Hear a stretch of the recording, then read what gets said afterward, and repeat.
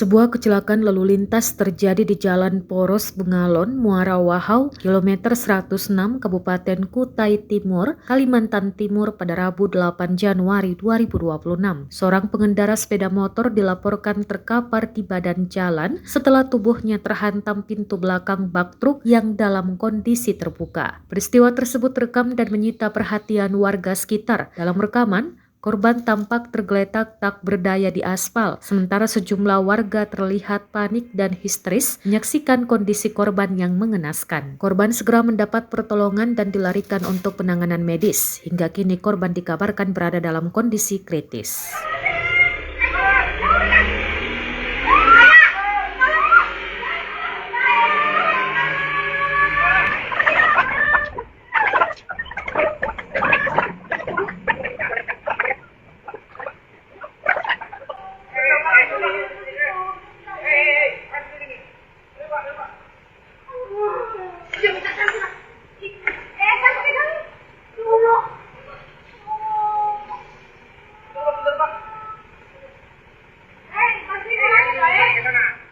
Download Tribun X sekarang, menghadirkan lokal menjadi Indonesia.